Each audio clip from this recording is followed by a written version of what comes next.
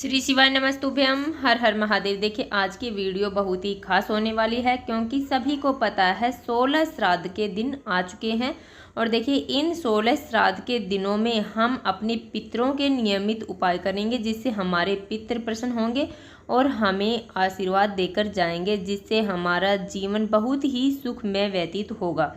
तो देखिए श्राद्ध का जो दिन होते हैं, श्राद्ध पक्ष होता है, वो पितरों को हमारे जो पितर हैं वो धरती पर आते हैं और जो हम उन्हें तर्पण करते हैं, उन्हें खिलाते हैं, तो उससे वो प्रसन्न होकर जाते हैं। तब हमें बहुत सारा आशीर्वाद देकर जाते हैं जिससे हमारे जीवन में कोई भी संकट, कोई भी समस्या, कोई भी कठिनाई नहीं आती है।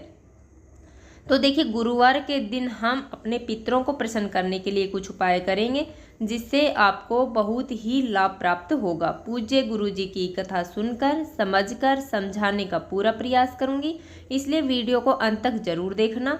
और अगर आप भगवान शिव के अनंत भक्त हैं और अपने पितरों का आशीर्वाद पाना चाहते हैं तो चैनल को सब्सक्राइब जरूर करना।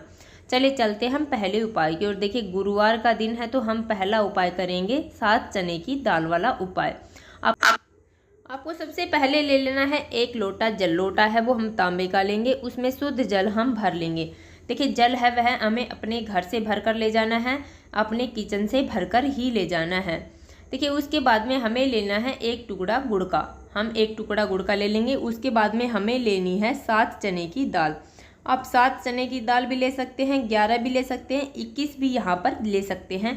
पर इस बात का विशेष ध्यान रखना है कि चने की दाल है वह कहीं से खंडित नहीं होनी चाहिए, टूटी फूटी नहीं होनी चाहिए। देखिए हमें अगर गुरुवार के दिन हम चने की दाल भगवान शिव के शिवलिंग पर समर्पित करते हैं तो यह स्वर्ण दान करने के बराबर मानी जाती है। देखिए इसके बाद में ये सब सामग्रियां लेकर हमें पहुंच जाना है भगवान शिव के मंदिर में। वहां पर जाने के बाद में सबसे पहले जो हमारे पास 1 लोटा जल है, उस 1 लोटे जल में जो हम गुड़ का टुकड़ा लेकर आए हैं वह गुड़ का टुकड़ा हमें डाल देना है।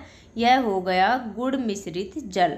देखिए उसके बाद में हमारे पास जो चने की दाल है, उस चने की दाल में हमें वह थोड़ा सा जल मिला लेना है। देखिए उसे गीली कर लेना है क्योंकि सूखी सामग्रियां भगवान शिव के शिवलिंग पर समर्पित नहीं की जाती हैं। तो देखिए इसके बाद में हमें बृहस्पतेश्वर महादेव का स्मरण कर लेना है। देखिए जैसे ही हम दाल को अपने हाथ में लेंगे, अपनी मुट्ठी में लेकर बृहस्पतेश्वर महादेव का स्मरण करते हुए वो चने की दाल हमें भगवान शिव के शिवलिंग पर समर्पित कर देनी है। देखिए अगर आप 1 चने की दाल समर्पित करेंगे फिर श्री शिवाय नमस्तुभ्यम, फिर दूसरी चने की दाल समर्पित करेंगे फिर श्री शिवाय नमस्तुभ्यम, इस प्रकार भी आप कर सकते हैं, या फिर आप एक साथ सारी दाल यहाँ पर समर्पित कर सकते हैं। देखिए उसके बाद में हमारे पास जो 1 लोटा जल है, जो गुड़ मिश्रित जल है, उस जल में 1 लोटा जल हमें लेना है और हमें थोड़ा सा जल भगवान गणेश जी वाले स्थान पर, थोड़ा सा जल भगवान कार्तिक जी वाले स्थान पर, देखिए और थोड़ा सा जल माता अशोक सुंदरी वाले स्थान पर। देखिए जलधारे के बीच में जो मोटी सी लाइन होती है वह माता अशोक सुंदरी का स्थान होता है।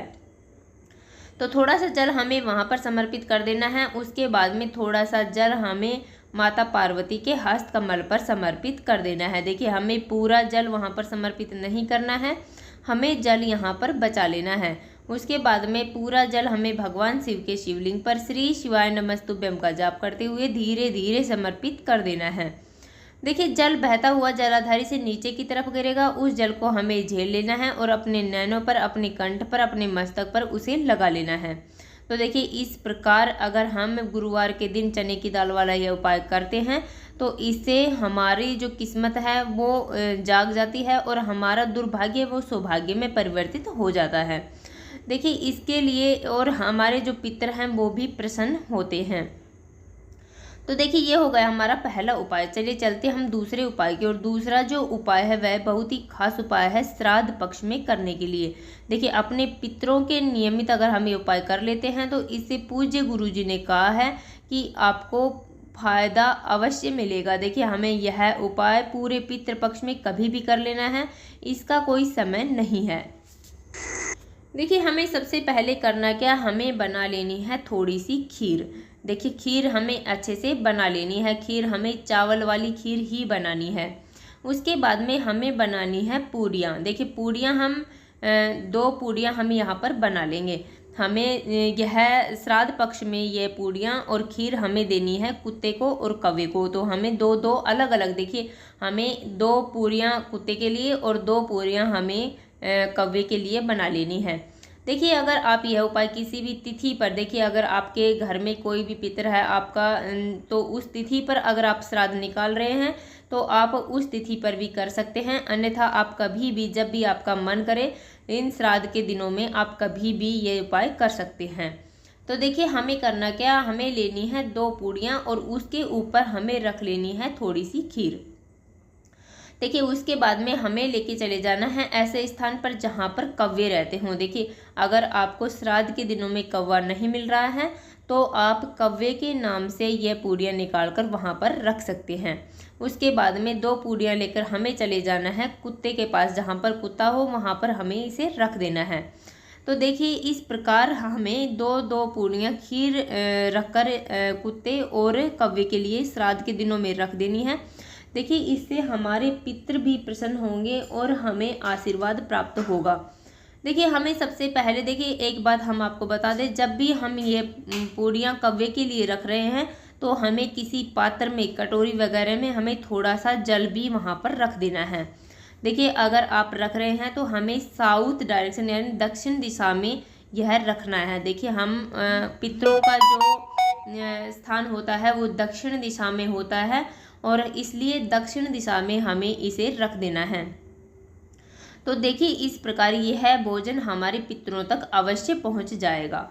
तो देखिए इस प्रकार यह उपाय आपको श्राद्ध के दिनों में कभी भी कर लेना है। बहुत ही अचूक उपाय है, पूज्य गुरुजी ने अपनी शिव महापुराण कथा में यह उपाय बताया है। तो देखिए अब चलिए चलते हम तीसरे उपाय की। और तीसरा जो उपाय है वह भी बहुत ही खास उपाय है पितरों को प्रसन्न करने के लिए। हमें करना क्या, हमें लेने हैं 3 चावल के दाने। चावल के दाने वो कहीं से खंडित नहीं होने चाहिए, टूटे फूटे चावल के दाने हमें नहीं लेने हैं। देखिए उसके बाद में हमें ले लेना है सफ़ेद पुष्प, हमें सफ़ेद फूल ले लेने हैं 3। देखिए इस बात का हमें ध्यान रखना है, सफ़ेद फूल है वो हमें केतकी के फूल नहीं लेने हैं, क्योंकि भगवान शिव के शिवलिंग पर केतकी के फूल समर्पित नहीं किए जाते हैं। देखिए उसके बाद में हमें उन फूल और चावल के दानों को हमें एक कटोरी में रख लेना है और वह कटोरी हमें अपने दरवाजे के अंदर, जो मेन गेट होता है उसके अंदर की तरफ सीधे हाथ पर रख देनी है। और पितरों की 3 कन्याओं का नाम मैना, धन्या, कला, देखिए आपको स्क्रीन पर भी मिल जाएगा। मैना, धन्या, कला, देखिए पितरों की 3 पुत्रियां हैं, इनका नाम लेते हुए हमें यह कटोरी रख देनी है और वहां से उठाकर हमें चले आना है भगवान शिव के मंदिर में। देखिए उस कटोरी को हम 15 मिनट, 20 मिनट, आधा घंटा, जितने भी देर हो सके हमें वहां पर रख देनी है। उसके बाद में मंदिर में आने के बाद में हमें सबसे पहले उन 3 चावल के दानों को और 3 पुष्प जो हमारे पास है उन्हें हमें नंदी जी को छुआ लेना है। देखिए नंदी जी को स्पर्श करवा लेना है। उसके बाद में वो 3 फूल और 3 चावल के दाने हमें माता अशोक सुंदरी वाले स्थान पर, भगवान शिव के शिवलिंग पर, देखिए जहाँ पर जलाधारी है वहाँ पर मोटी सी लाइन जो होती है वह माता अशोक सुंदरी का स्थान होता है, वहाँ पर हमें उनको समर्पित कर देना है अपनी मनोकामना बोलते हुए। पितरों से अपनी जो भी इच्छा है वो हमें बोल देनी है। तो इस प्रकार यह हो गया हमारा तीसरा उपाय। चलिए चलते हम चौथे उपाय की ओर। चौथा जो उपाय है वह भी बहुत ही खास उपाय है, 1 रोटी वाला उपाय। देखिए अगर श्राद्ध पक्ष में आप यह 1 रोटी वाला उपाय कर देते हैं तो इससे आपके पितृ बहुत प्रसन्न होते हैं। तो देखिए हमें करना क्या, यह उपाय भी आप कभी भी कर सकते हैं। देखिए इसके लिए कोई तिथि निर्धारित नहीं की गई है। देखिए हमें करना क्या, हमें सबसे पहले 1 रोटी बना लेनी है। देखिए रोटी के हमें 2 हिस्से कर लेने हैं, बीच में से हमें तोड़ लेना है। आप 1 रोटी भी बना सकते हैं, यहाँ पर 2 रोटी भी बना सकते हैं, परंतु इस बात का ध्यान रखना है कि हमें इसका आधा हिस्सा कर लेना है और हमें उस पर घी लगाना है दोनों टुकड़ों पर और गुड़ थोड़ा सा रख देना है और वह रोटी हमें लेकर चले जाना है गौ माता के पास। देखिए आपके आसपास कहीं भी गौ माता है या फिर गौ माता का बछड़ा जहाँ पर है वह रोटी हमें उसे खिला देनी है। इससे हमारे पितृ हैं उनको बहुत तृप्ति होती है और उनके वो हमें आशीर्वाद देते हैं। देखिए एक श्राद्ध पक्ष में आपको ये उपाय भी जरूर कर लेना चाहिए। हमें सबसे पहले रात को सोते समय हर रोज़ एक कटोरी में गंगा जल डालना है। देखिए गंगा जल डालने के बाद में उस कटोरी के अंदर हमें 2 फूल डाल देने हैं। देखिए 2 फूल है वो सफ़ेद रंग के फूल होने चाहिए। हमने भी पहले भी कहा है कि हमें केतकी के फूल नहीं लेने हैं और बाकी हमें सफ़ेद फूल किसी के भी ले लेने हैं। देखिए उस कटोरी को अब हमें रात में अपने मटके के पास रख देना है। देखिए मटके के पास ऐसा माना जाता है कि पितरों का स्थान होता है, वहाँ पर मटके के पास हमें वह कटोरी रख देनी है। और सुबह उठकर स्नान आदि करने के बाद में हमें वह जल और वो फूल हमें अपने मेन दरवाजे पर यानी गेट पर हमें इसे छींट देना है। देखिए यकीन मानिए इससे आपके पितर बहुत ज़्यादा प्रसन्न होंगे और वो जब तक धरती पर रहेंगे इन 16 दिनों में आपको देखेंगे और जो आपने उनके लिए किया है तो इससे वो आशीर्वाद आपको बहुत सारा देकर जाएंगे, जिससे आपके जीवन बहुत ही सुखमय व्यतीत होगा और आपके जीवन में जो भी पितृ दोष है, पितरों से जुड़ी जो भी समस्या है वो सभी समाप्त हो जाएगी। तो देखिए इस प्रकार हमने अपनी वीडियो में 4 महा उपाय बताए हैं। जो भी आपको अच्छा लगे, जो भी सरल लगे वो उपाय आप यहाँ पर कर सकते हैं। देखिए 16 श्राद्ध के दिनों में 16 दिनों में अगर हम कुछ उपाय करते हैं तो ये हमारे पितरों के नियमित होते हैं। इससे हमारे पितर भी अत्यधिक प्रसन्न होते हैं। तो देखिए इस प्रकार हमने अपनी वीडियो में समझाने की पूरी कोशिश की है। उम्मीद है आपको वीडियो समझ में आ गया होगा।